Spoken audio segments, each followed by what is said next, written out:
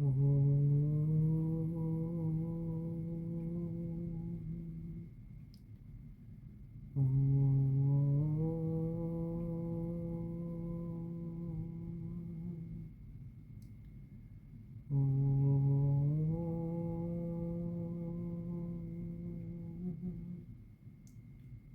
കൃഷ്ണ. ഇനി നമുക്ക് മൂന്നാമത്തെ ശ്ലോകം നോക്കാം. ജഗദീശ ഭവത്പരാ തദാനീം കമനീയ കമലാ ബഭൂവ ദേവി അമലാമവലോക്യയാം വിലോലഃ സകലോപി സ്പൃഹയാം ബഭൂവ ലോകഃ. സർവത്ര ദേവീ നാമസങ്കീർത്തനം. ശ്രീ മഹാലക്ഷ്മി നമഃ.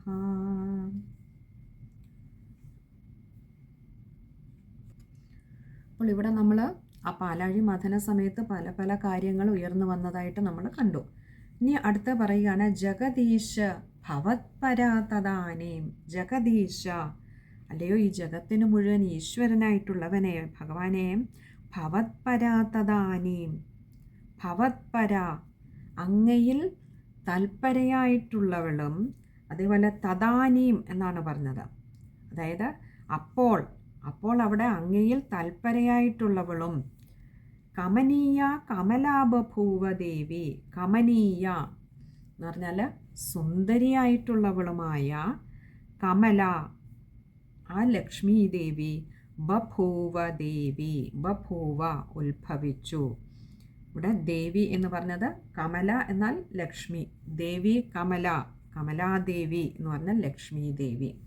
അപ്പോൾ പറയുകയാണ്, അല്ലയോ ഭഗവാനെ, അവിടുന്നിൽ താല്പര്യമുള്ളവളും. അപ്പോൾ ഇത്രയും നേരവും വന്നതിനൊന്നും തന്നെയും ഭഗവാനെ അവിടുന്നോടായിരുന്നില്ല ആ ഒരു താല്പര്യമുണ്ടായിരുന്നത്. എന്നാൽ അവിടുന്നിൽ അനുരക്തയായിരുന്ന, അവിടുത്തോട് മാത്രം താല്പര്യമുണ്ടായിരുന്ന അതിസുന്ദരിയായിട്ടുള്ള ആ ലക്ഷ്മി ദേവിയാണ് പിന്നീട് ഉത്ഭവിച്ചത്. അമലാമവലോക്യയാം വിലോല. അമലാം അവലോക്യ.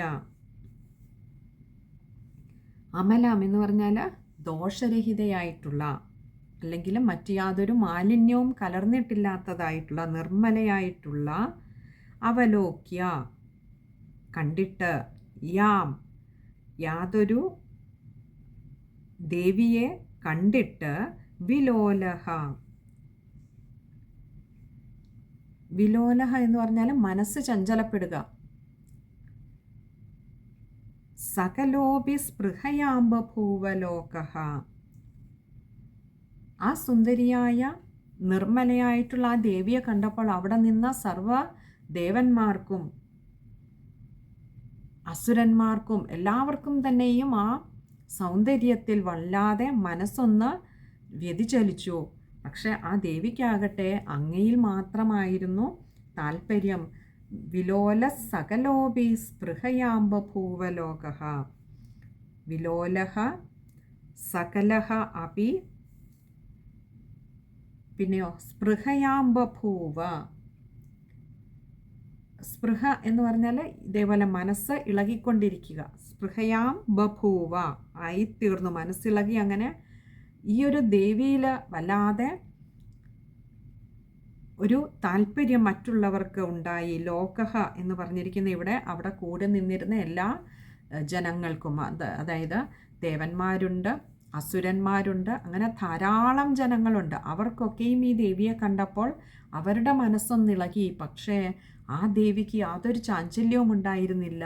ആ ലക്ഷ്മി ദേവിക്ക്, ആ സുന്ദരിയായിട്ടുള്ള കമലാദേവിക്ക് ഭഗവാനെ അങ്ങയിൽ മാത്രമായിരുന്നു താല്പര്യമുണ്ടായിരുന്നത്. അവിടെ അതുകൊണ്ടും കൂടെ കരുതിയാണ് ആ ഒരു പദം എടുത്തു പറഞ്ഞത്. അമലാം, നിർമ്മലയായിരുന്നു. മറ്റൊരിടത്തേക്കും കണ്ണു പോയില്ല.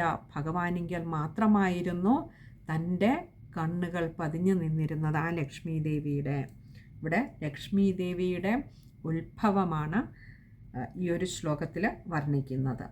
അതുകൊണ്ട് തന്നെ ഈ ശ്ലോകം കഴിയുമ്പോൾ സർവത്ര ദേവീ നാമസങ്കീർത്തനം ശ്രീ മഹാലക്ഷ്മിയൈ നമഃ എന്ന് ചൊല്ലേണ്ടതുണ്ട്.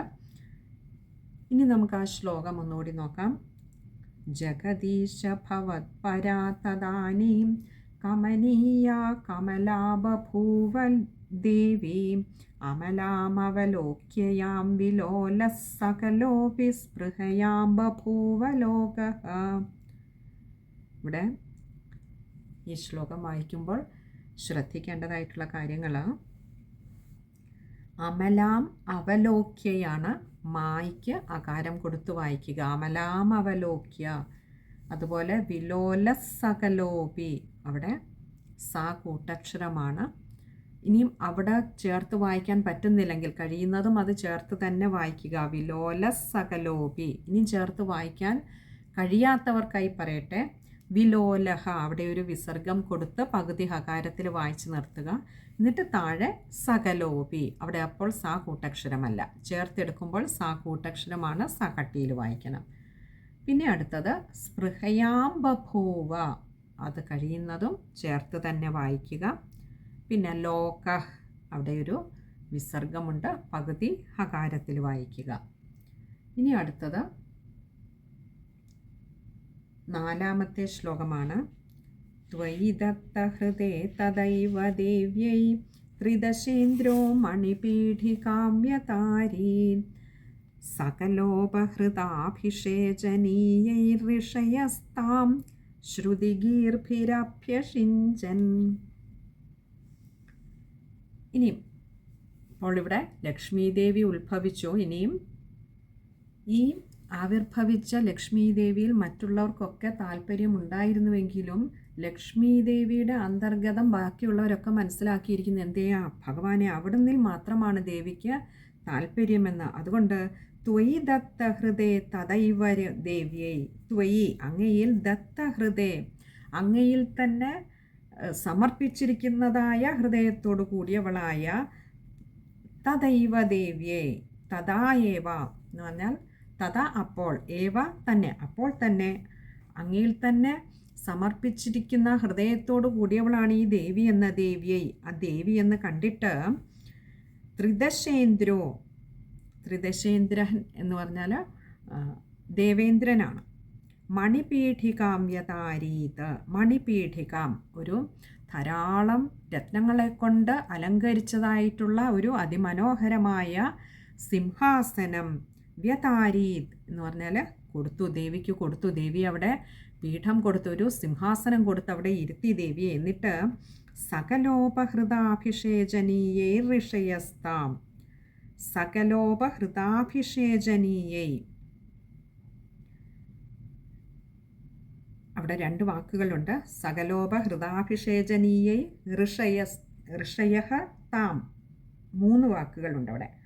ഋഷയഃ എന്ന് പറഞ്ഞാൽ ഋഷിമാർ, സകല ഉപഹൃത അഭിഷേചനീയൈ, സകല ഋഷയഃ, ആ ഋഷിമാരെല്ലാവരും കൂടി പോയി ഉപഹൃത എന്ന് പറഞ്ഞാൽ കൊണ്ടുവന്ന, അഭിഷേചനീയൈ അതായത് അഭിഷേകം ചെയ്യുന്നതിനുള്ള തീർത്ഥ ഔഷധങ്ങളെ ഒക്കെ കൊണ്ട്, താം എന്ന് പറഞ്ഞാൽ ആ ദേവിയെ ശ്രുതിഗീർഭിരഭ്യഷിഞ്ചൻ, ശ്രുതിഗീർഭിഹി, ശ്രുതി എന്നാൽ വേദം, ശ്രുതിഗീർഭിഹി വേദമന്ത്രങ്ങളാൽ അല്ലെങ്കിൽ വേദമന്ത്രം ജപിച്ചുകൊണ്ട്, അഭ്യഷിഞ്ചൻ എന്ന് പറഞ്ഞാൽ അഭിഷേകം ചെയ്തു. അപ്പോൾ ആ ദേവിയെ ഋഷിമാരും അവിടെ ഉണ്ടായിരുന്ന മറ്റുള്ള, കാരണം അവർക്കൊക്കെ മനസ്സിലായിരിക്കുന്നു ഈ ദേവി ഭഗവാനിൽ അനുരക്തയാണ്. അങ്ങനെയുള്ള ആ ദേവിയെ ആരും തന്നെയും അരുതാത്ത ഒരു ലക്ഷ്യത്തോടു കൂടിയൊന്നും നോക്കുവാൻ പോലും പാടില്ല. അതുകൊണ്ട് അത് മനസ്സിലാക്കി ദേവി, ഈ നിർമ്മലയായ ദേവിക്ക് ഭഗവാനിൽ മാത്രമേ താല്പര്യമുള്ളൂ എന്ന് കണ്ടുകൊണ്ട് അവിടെയുള്ള തന്നെയല്ല, അപ്പോൾ അത്രയും മഹത്വം ദേവിക്കുണ്ടെന്ന് മനസ്സിലായി. അതുകൊണ്ട് അവിടെയുള്ള മറ്റ് ദേവന്മാരും ഋഷിമാരും ഒക്കെ കൂടി പോയി കൊണ്ടുവന്ന വളരെ ദിവ്യമായിട്ടുള്ള ഔഷധ കുംഭങ്ങൾ കൊണ്ട്, വളരെ ദിവ്യമായിട്ടുള്ള സുഗന്ധ ലേപനങ്ങൾ കൊണ്ട് അവിടെ ആ ദിവ്യ സിംഹാസനത്തിൽ ഇരുത്തിയിരുന്ന ദേവിയെ അഭിഷേകം ചെയ്തു. എങ്ങനെ? വേദമന്ത്രങ്ങൾ ഉച്ചരിച്ചുകൊണ്ട്. കാരണം സാക്ഷാൽ ലക്ഷ്മി ദേവിയാണ് വന്നിരിക്കുന്നത്, ഐശ്വര്യ ദേവിയാണ് വന്നിരിക്കുന്നത്. ആ ലക്ഷ്മി ദേവിയെ വേദമന്ത്രങ്ങൾ ചൊല്ലി ആ ഒരു ബഹുമാനം, ആ ഒരു ആദരവ് പ്രകടിപ്പിച്ചുകൊണ്ടാണ് ഋഷിമാരും മറ്റുള്ള ദേവന്മാരുമൊക്കെ ദേവിക്ക് ദിവ്യ സിംഹാസനത്തിൽ ഇരുത്തിക്കൊണ്ട് അഭിഷേകം നടത്തിയത്. ഇനി നമുക്ക് ആ ശ്ലോകം ഒന്നുകൂടി നോക്കാം. ത്വയി ദത്തഹൃദേ തദൈവ ദേവ്യൈ ത്രിദശേന്ദ്രോ മണിപീഠികാം വ്യതാരീൽ സകലോപഹൃതാഭിഷേചനീയൈർഋഷയസ്താം ശ്രുതിഗീർഭിരഭ്യഷിഞ്ചൻ. ഇനി ആ ശ്ലോകം വായിക്കുമ്പോൾ ശ്രദ്ധിക്കേണ്ട കാര്യങ്ങളാണ്.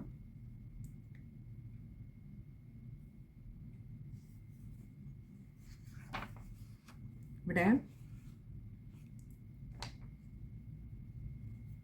വ്യതാരീതാണ്, ചില ഗ്രന്ഥങ്ങളിൽ ഇൽ എന്ന് കൊടുത്തിട്ടുണ്ടാവും, കൂടുതൽ ശരിയായിട്ടുള്ള ത ആണ്. ഇനി അടുത്ത മൂന്നാമത്തെ വരിയിൽ നിന്ന് തുടങ്ങി നാലാമത്തെ വരിയിലേക്ക് നീളുന്ന ഒരു സമസ്ത പദമാണ്. കഴിയുന്നതും ചേർത്ത് വായിക്കുക. സകലോപഹൃതാഭിഷേചനീയൈർ ഋഷയസ്താം. അവിടെ അത്രയും ചേർത്ത് വായിക്കാൻ പറ്റിയാൽ നല്ലത്. സകല ഉപഹൃത അഭിഷേചനീയ ഋഷയ താം. ഇനിയും അത്രയും ചേർത്ത് വായിക്കാൻ പറ്റിയില്ലെങ്കിൽ സകലോപഹൃതാഭിഷേചനീയൈ താഴെ ഋഷയസ്താം, ഋഷി എന്നുള്ളതിൻ്റെ ഋഷയസ്താം അങ്ങനെ കൊടുക്കുക. ഇനിയും ചേർത്ത് വായിക്കുന്നവർക്കായി പറയട്ടെ, സകലോപഹൃതാഭിഷേചനീയൈർ ഋഷയസ്താം. അവിടെ രായും റീയും വരുന്നുണ്ട്, അത് വായിക്കുമ്പോൾ അല്പം ശ്രദ്ധിച്ച് വായിക്കുക. പിന്നെ അഭിഷേചനീയാണ് അകാരം, അവിടെ ശ്രദ്ധിക്കുക. പിന്നെ അടുത്ത ശ്രുതിഗീർഭിരഭ്യഷിഞ്ചൻ. ശ്രുതിഗീർഭിഹി അഭ്യഷിഞ്ചനാണ്, അവിടെ രായ്ക്ക് അകാരം കൊടുത്ത് വായിക്കാൻ ശ്രമിക്കുക. ഇത് ഇത്രയും കാര്യങ്ങളാണ് ആ ഒരു ശ്ലോകം വായിക്കുമ്പോൾ ശ്രദ്ധിക്കേണ്ടതായിട്ടുള്ളത്. കുറച്ച് വലിയ സമസ്ത പദങ്ങളും ഒക്കെയാണ് തുടക്കക്കാർക്ക് ഒരു പക്ഷെ വായിച്ചെത്താൻ ഇച്ചിരി ബുദ്ധിമുട്ടുണ്ടാവാം. ഭഗവാന്റെ അനുഗ്രഹം ഉണ്ടാകട്ടെ എല്ലാവർക്കും നന്നായി വായിക്കുവാൻ. ഹരേ കൃഷ്ണ. ഇനി നമുക്ക് 5-ാമത്തെ ശ്ലോകമാണ്, അത് നമുക്ക് അടുത്ത സത്സംഗത്തിൽ കാണാമെന്ന് കരുതുന്നു. ഹരേ കൃഷ്ണ.